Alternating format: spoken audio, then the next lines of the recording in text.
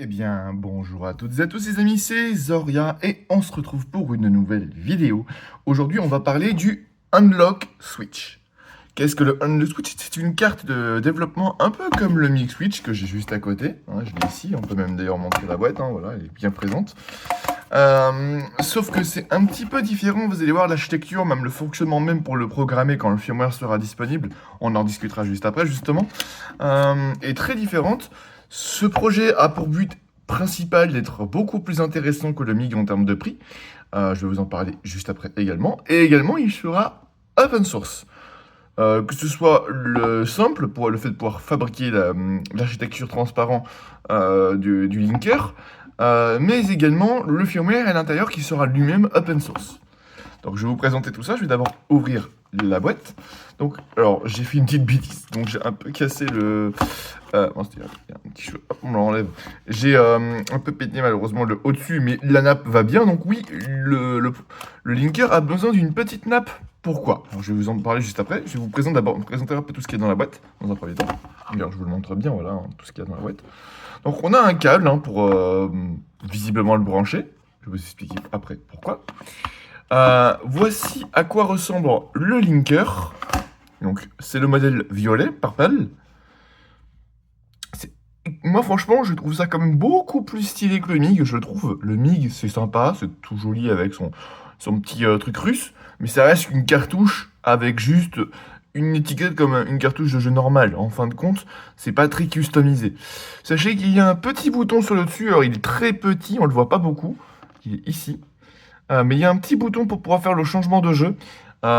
Chose que actuellement le MIG n'a pas encore. Ça va arriver, notamment avec le MIG V2, mais ça va arriver. Mais l'idée d'origine, l'idée de l'apporter sur SN vient à la base du Unlock Switch. Et le deuxième boîtier, vous allez me dire pourquoi il y a un deuxième boîtier avec. Donc le voici. C'est un programmateur. Parce que oui, on va en parler à nouveau. Je dois récupérer le MIG à côté. Le Mix Switch, voilà à quoi il ressemble. C'est une cartouche, comme je vous l'ai dit, j'aime pas trop son design avec son étiquette juste ici, je trouve ça très moche, mais passons. On met une carte SD dedans, la carte SD contient les jeux, mais également le firmware. Le Unlock Switch, c'est très différent. Le Unlock Switch, enfin très différent, tout est relatif, mais le Unlock Switch, pour le programmer le firmware, il faut le brancher sur un ordinateur. Comment faire? Il faut prendre le boîtier de programmation, et vous voyez, juste ici, il y a un petit bouton blanc, et on peut y insérer la nappe.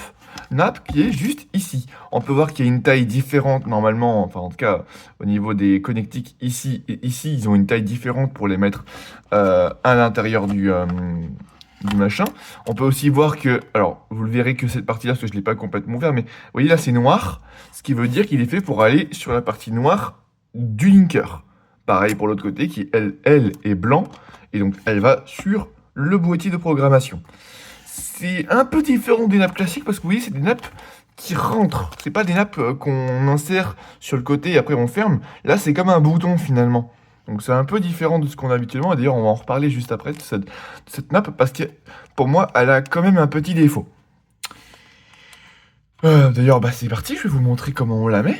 Enfin, du moins, je vais essayer parce que, comme je vous l'ai dit, c'est pas très simple. Et après, on relie effectivement le dumper à un ordinateur avec un petit câble USB-C vers USB-A. Ce qui est bien, c'est qu'ils ont mis de l'USB-C justement. C'est vrai que la plupart des cartes de ce type sont généralement plutôt en micro USB. Du coup, je vais insérer la nappe. Tout du moins, je vais essayer. Vous allez vite comprendre pourquoi je dis essayer seulement. Parce que insérer, bon, cette partie, ça se fait. La partie noire de mémoire, elle se fait. J'ai un petit doute d'ailleurs, je dis peut-être des conneries, mais de mémoire, ça se fait à peu près correctement.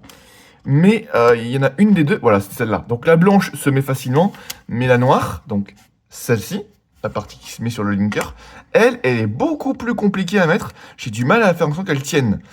Donc c'est un peu pénible, je vais pas vous le cacher. Ça, bah, je vais le communiquer de toute façon à l'équipe de développement, hein, mais voilà, c'est une chose que j'ai remarqué, c'est qu'effectivement, la nappe, elle ne tient pas, elle est très compliquée à mettre, je trouve. Alors, ou alors je m'y prends mal, c'est peut-être possible aussi, hein, mais je m'y prends extrêmement mal peut-être. Mais franchement, j'arrive pas forcément à la faire tenir. Tout du moins, en tout cas, je galère.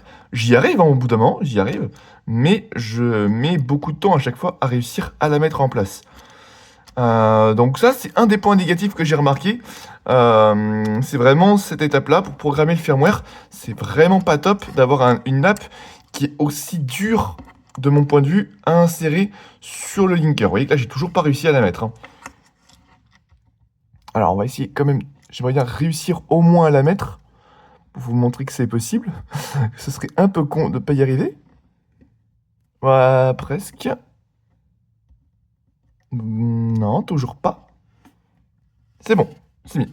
Là, j'ai réussi à la mettre. Donc, je vais vous montrer. Donc, voilà à quoi ça ressemble. On relie ensuite le câble USB-C vers micro USB sur l'ordinateur. Une petite lumière verte va s'allumer. Là, je vois pas d'intérêt de le faire puisque de toute façon, le firmware n'est pas encore disponible. On va en parler comme je vous le disais. Mais voilà comment ça se fait.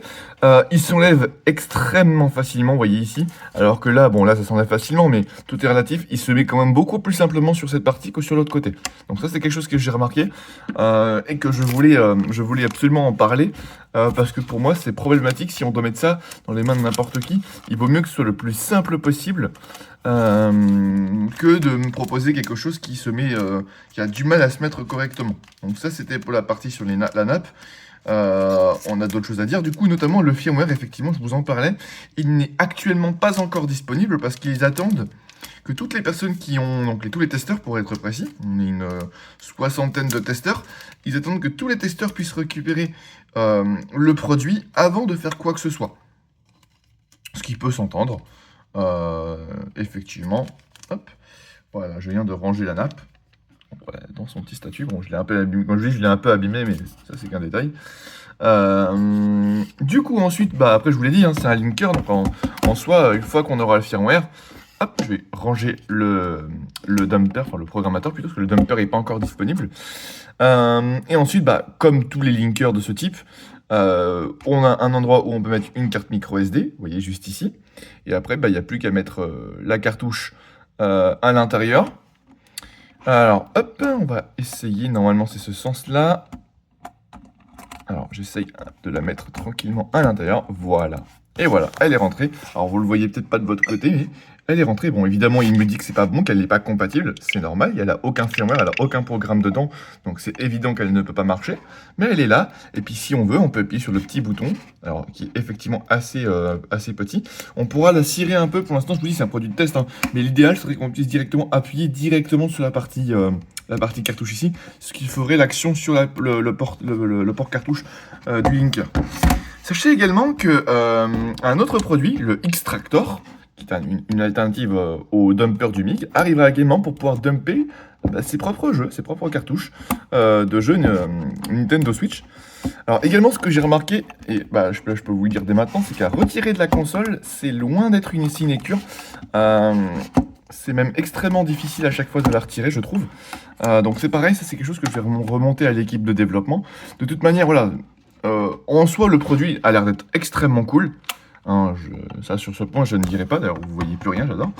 Vous voyez, je suis pas non plus un spécialiste hein, pour faire ce genre de vidéo. Hein, c'est clairement pas mon domaine. Mais bah, le produit, voilà, il a des petits points négatifs. Je préfère quand même les remonter parce que si on le fait pas, le produit final aura des problèmes. Et c'est pas l'objectif d'origine. Hein, donc du coup, voilà, je vous remonte toutes les informations. Donc voilà à quoi ressemble du coup le futur projet de Linker, qui aura donc un prix de base de 24,99€ parce que le produit n'a pas la carte Wi-Fi, parce qu'à terme, le Switch doit avoir un connecteur Wi-Fi pour pouvoir notamment faire peut-être des mises à jour. Je vous avoue qu'on a encore très peu de détails sur ce point. Actuellement, il n'est pas présent parce qu'ils ont eu des retards de fabrication au niveau de ce connecteur, donc de cette puce Wi-Fi. Donc sans la puce Wi-Fi, ils vont réduire le prix, donc ce sera de 24,99€. Quand la puce Wi-Fi sera présente, le prix sera de 29,99€. Donc voilà, je vous donne les informations. Et avec le dumper, puisque par défaut, pendant un temps, ils vendront juste le produit seul, avec le dumper seul également, mais à terme, ils vendront en kit, les deux, ensemble, pour 54,99€. Voilà, c'est les prix actuels, c'est les informations qu'on a. On considère que le dumper, ça avance progressivement. Normalement, on devrait avoir des nouvelles informations la semaine prochaine. N'hésitez pas à me suivre sur mon Twitter Switch Tools ou Gamerzoria. Je communique assez souvent sur le sujet. Plutôt Switch Tools, je vous mettrai le lien dans la description. Mais également, n'hésitez pas à me suivre sur le site Nobuyoshi, news.nobuyoshi.red, qui est dans la description, ou sur mon Discord, discord.siga.fr. Et vous aurez toutes les informations sur les différents produits de la scène Switch, que ce soit ça, mais également donc le Unlock Switch, du coup, voilà le petit produit, mais également du coup le dumper qui va arriver prochainement, mais également tous les autres produits en rapport aux modifications de consoles, notamment la Nintendo Switch principalement. J'ai tout fait tomber, j'adore. C'est pas très pratique, c'est un peu décevant, mais c'est comme ça. Hop, voilà, puis moi j'ai une petite touche là.